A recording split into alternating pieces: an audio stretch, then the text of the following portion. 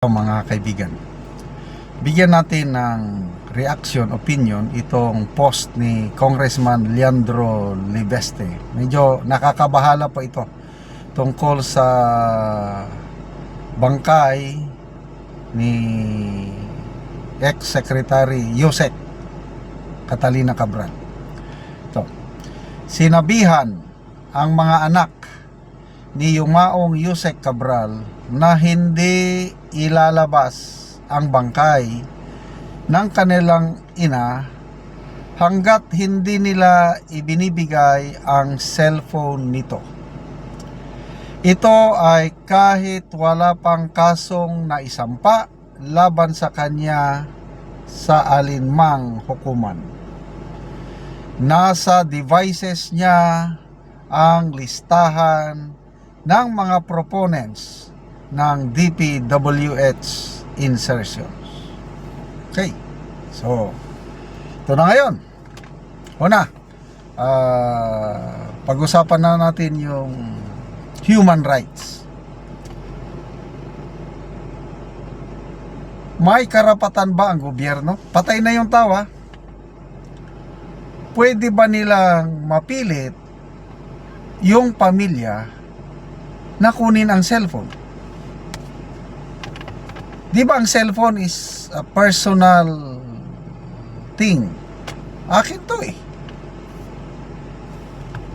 Personal. So yung cellphone ni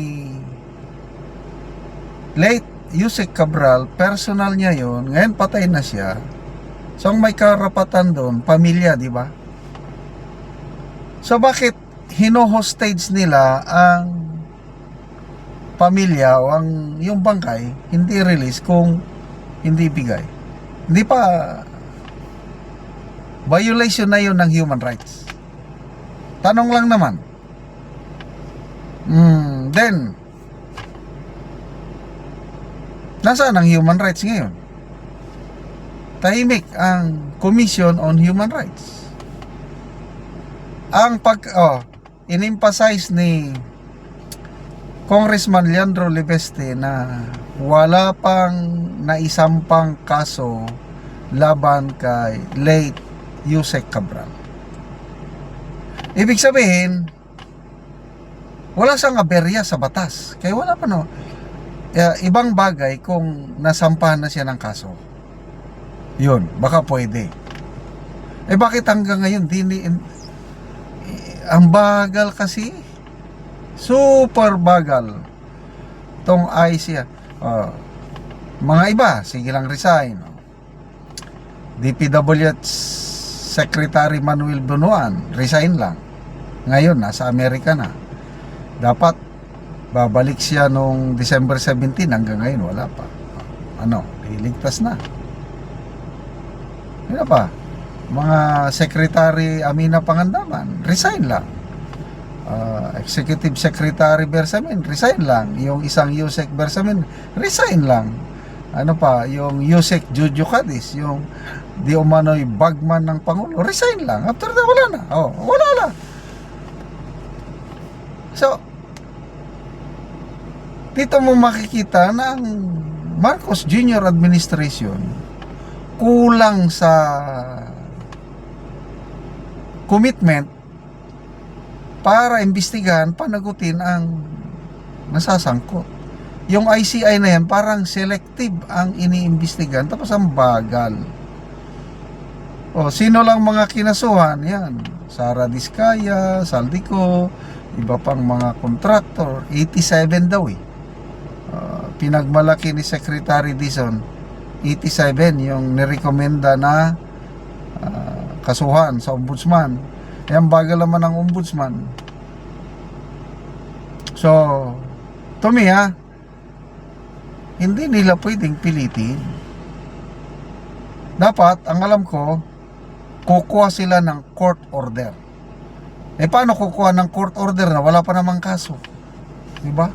Okay, dito na tayo sa laman. Si Congressman Libeste, sabi niya, nakakuha na siya ng kopya yung laman ng cellphone ba o laptop, computer ni ano, nandun yung mga proponents ng budget insertion. Diyan sila ngayon kinakabahan paglalabas yun. So kung sino man ang may gusto na kunin yung cellphone, eh kinakabahan baka kaya ang mga nabasa kong comments dito, kung ako ang member ng pamilya, hindi ko ibibigay. Mayroon ding nagsasuggest, i-clone, kopyahin lahat ng laman, tapos i-post sa social media. Tapos, yan nga ang post ni Congressman Libeste, pag naisiwalat yung listahan ng mga proponents, tapos ng investigasyon. So, na ano na to, nagiging magulo na itong flood control anomaly na ito. O pati pag autopsy nakakalito o nakakaduda. Kasi sabi ng husband ni Yusek Cabral is naniniwala sila aksidente yung pagkamatay. Kaya ayaw na nilang i-autopsy. So may magagawa ba ang gobyerno? Yan na naman, another question yan. Mapipilit ba nila ang gobyerno, PNP, mapipilit ba niya ang pamilya kung ayaw ipa-autopsy? So nakakapagtaka naman kasi kung ako ang member ng family, ipapa-autopsy ko kung kamag-anak ko yung namatay. Kasi nga alanganin na ano bang sanhi talaga ng pagkamatay. Eh bakit ayaw ng ano? Ayaw ng husband. So there is something fishy dito sa pagkamatay ni late Yusek Cabral. Pati yung kwento ng driver hindi magkatugma-tugma. It does not make sense. Kung ako ang driver at nag-aalala ko sa kalagayan ng aking amo, hindi ganun ang gagawin ko. Iba yung mga salaysay niya. Kita mo, there is something. Ay nako. Anyway, salamat mga kaibigan sa inyong pagsubaybay sa ating channel.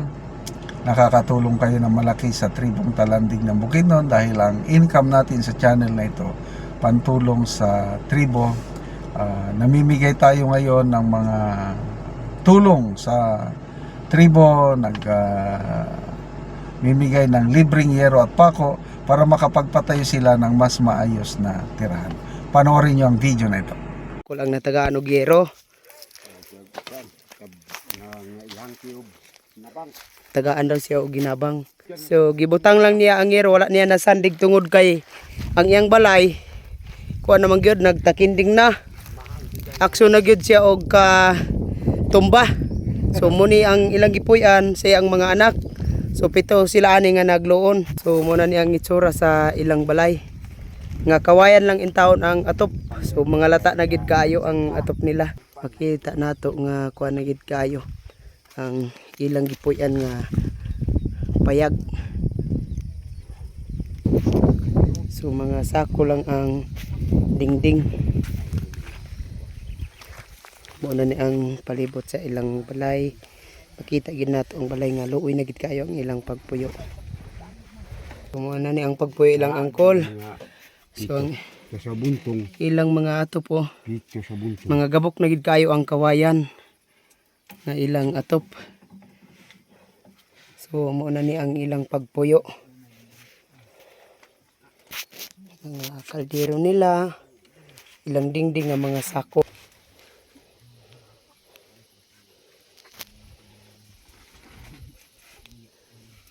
Pila na ni Col ka tuig imong balay? Kuan. Mga kuan ni. 8. 8 ka tuig na. Oo. So pila mo ani nga nagpuyo ining imong balay? Kuan. 7. 7 mo nga kuan lang ani nakigpuyo lang sa imong mga anak. So lisod gid kayo ang inyong pagpuyo. So unsa yung panginabuhian karon Col? Kuan.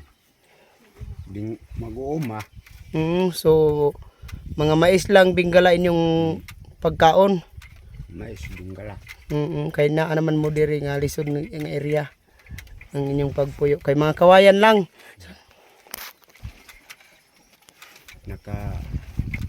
Salamat sa Ginoo, hinabang kay Gido ko out of blessing. Nagpasalamat si Uncle sa Ginoo sa nagatag daw sa hirong makatop na sila. Sige, Col, salamat.